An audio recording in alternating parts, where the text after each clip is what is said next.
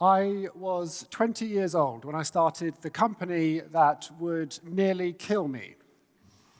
I was at university.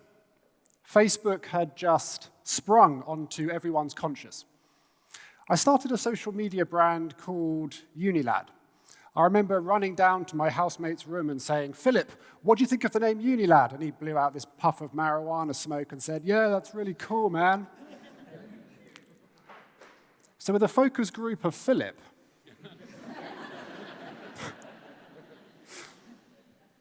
the name was chosen. But I had a problem. How do I get people to care about Unilad? And it came to me. I started the Safe Sex campaign.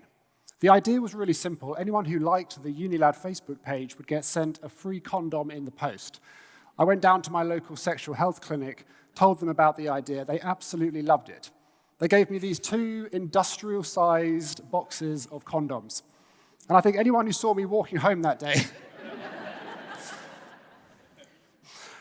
But it was incredibly successful. The campaign went viral.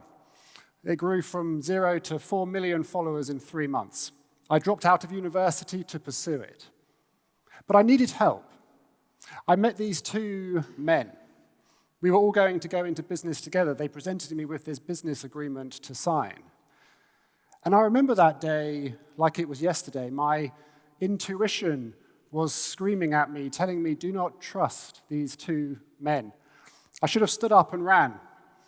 But something inside me that day ignored it. And I signed the piece of paper. Shortly afterwards, I had been removed from Unilad, completely kicked out of my own company. I felt an immediate sense of panic. How could I be so stupid? How could I be so foolish? I went to see a solicitor. The rational side of my brain was up for the fight. I thought, this is my goddamn company. I'm going to go to war for this. He looked at what I had signed and said, they're not allowed to have done this, but if you want to fight this, this is going to be won or lost in a courtroom, and you're going to have to give evidence on the witness box. The emotional side of my brain panicked. The idea of me stood in the witness box in a busy courtroom with all of that attention on me was completely overwhelming. My heart rate sped up. I abruptly stood up and hurried out of his office, and I went to buy a bottle of vodka. And I can only explain what the nurse told me when I woke up in hospital the following morning. 2 members of the public had found me in an alleyway, still clutching the bottle, apparently. I tried to stagger away, I tripped, I hit my head on the wall, and they called an ambulance. And I remember as the nurse was explaining this to me, I felt this embarrassment and shame. And in that naive state, I knew what I needed to cure that anxiety. There was a shop near the hospital, I knew that much. I jumped up from the bed, ran out of the hospital ward. Security had been called, and before I knew it, I was being restrained on the floor with my cheeks pressed against the cold floor. And I remember looking out and making eye contact with my parents. They had been called. And I saw this look of absolute fear and desperation in their eyes. Fast forward 6 months, the trial happened. I was cross-examined for 6 days, but I got through it.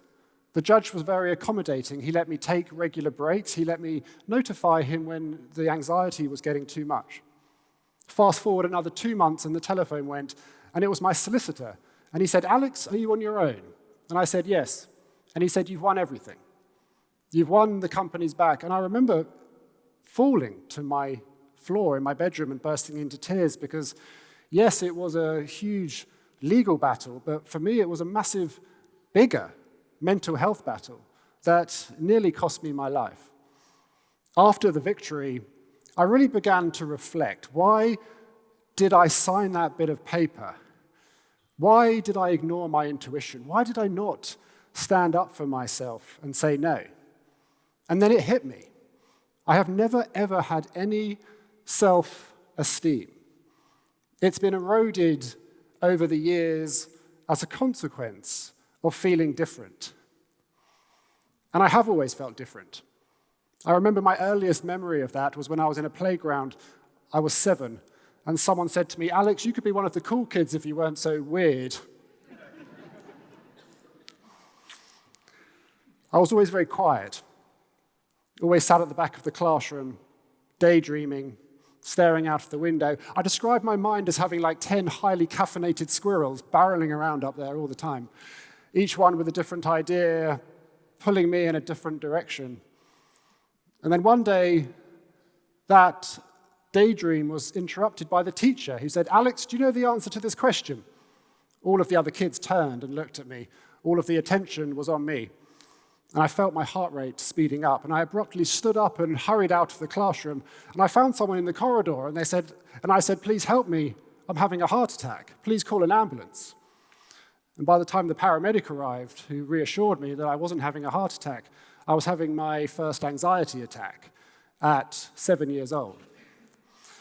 My quest to understand myself after the court case led me to write down a list of my known traits: creativity, pattern recognition, ability to think of unique solutions to difficult problems, which have aided me tremendously in business. But also this huge fear of letting people down that nearly took it all away from me. And armed with this cluster of traits, my research kept landing me back at the same 4 letters, ADHD. And when I was stood in front of a psychologist sometime afterwards, she told me that my ADHD was clear as hell. In that moment, my whole life made sense, but I wanted to learn more. So, in true ADHD fashion, I started a podcast where I've now interviewed over 300 world-renowned experts on the topic. I thought I knew what ADHD was. I thought it was simply a neurodevelopmental disorder characterized by traits of impulsivity and forgetfulness and disorganization. But I was wrong. What I found out was shocking. Children with ADHD are exposed to 20,000 extra micro-criticisms in their early years. 20,000. You're embarrassing yourself. Why are you so lazy? Stop biting your fingernails. Why are you crying? Stop being so dramatic. Why are you so sensitive? You're too much. You're not enough. Why are you so weird? Stop fidgeting. Be normal. Stop it. Even nonverbal rejections like an eye roll. And they compound. They add up to create an adult who suffers from something called rejection, sensitivity, dysphoria. It creates huge emotional pain when they are criticized or rejected. A simple comment like a friend saying they're too busy to see you can trigger a complete nervous system collapse that feels like you are being attacked. And it means they can't do anything unless it's perfect. They'll stay in the office 4 hours later. They'll stay up all night simply to complete the work to a high standard because the pain that comes when their boss makes a tiny correction to their work is too painful. They fear disappointing people, which turns them into people pleasers. They over-apologize all the time. They abandon their wants and needs simply to satisfy the wants and needs of others. They suffer in silence because they don't want to be a burden to anyone or let anyone down, whilst inside they are crumbling emotionally, imploding with sadness and shame. And they avoid making decisions. Sometimes it feels safer simply not to have the conversation. They won't apply for that promotion. They'll let that friend carry on walking all over them, or they'll stay in that abusive relationship. Or they'll sign bad business agreements simply because the idea of saying no is too scary. Rejection sensitivity dysphoria is exhausting, it's debilitating, and it's dangerous. And as my awareness of it goes up, I see it all around me. I attend Alcoholics Anonymous, and I share this story with absolute permission, and I've changed her name. I was in a meeting, and she said, "My name is Bethany. I have ADHD, and I'm an alcoholic. I had been sober for 7 years, but last weekend, I relapsed." She was sat at the office at 5 o'clock on a Friday afternoon, and her email pinged. It was her boss, and he said, "Bethany, have a lovely weekend. Can we have a quick chat on Monday morning?" That was it. She immediately filled with dread. They finally figured out that I'm useless. I am definitely going to get fired. They all tolerate me and hate me. She's filled with catastrophic thoughts. On the drive home, she went and got 2 bottles of wine because that was the only thing in that moment, she said, could cure that extreme emotional pain that she was feeling. She drank again on Saturday night. She didn't sleep Sunday night. She went into work Monday morning trembling, and she sat down in her boss's office, and he said, "Bethany, I would like to offer you a promotion." Bethany said, "Are you sure?" And he said, "Yes." Even in the absence of context and clarity, rejection sensitivity dysphoria will assume the worst case scenario. The downward spiral is instant and it's devastating, and it can cause somebody to pick up a drink even after years of sobriety. And with all the awareness that I have now, I'm also not immune to it. This picture was taken by my podcast producer. The location is the corridor outside my podcast studio. Moments before, a guest had WhatsApped me saying, "Alex, I'm so sorry, something's come up. Can we reschedule?" My rejection sensitivity dysphoria was instantly triggered. It felt like a bull had charged at my chest. I filled with sadness. They hate me. They think I'm a useless POS. They're definitely not going to reschedule because they absolutely despise everything about me. Why am I sharing this personal moment? Because I want to try and make people feel less alone. Rejection sensitivity dysphoria is real. I truly believe it's the hardest part of the ADHD experience. It's crippling, but it's not your fault.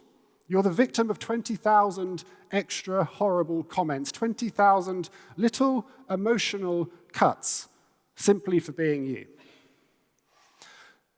The goal of my work today is to raise RSD awareness.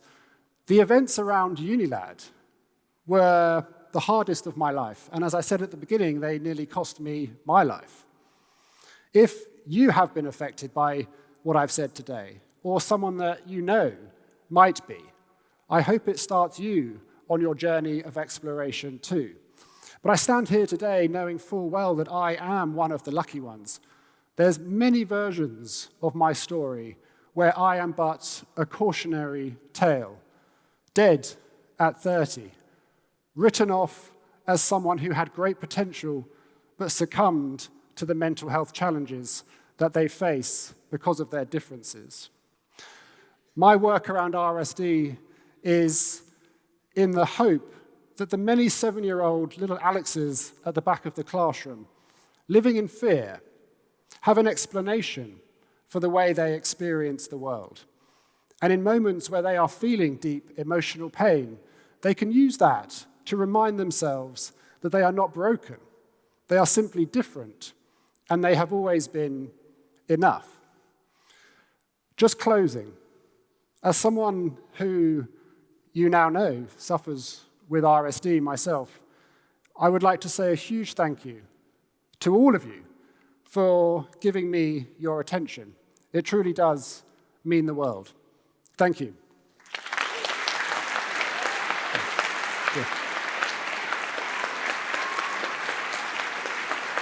Thank you.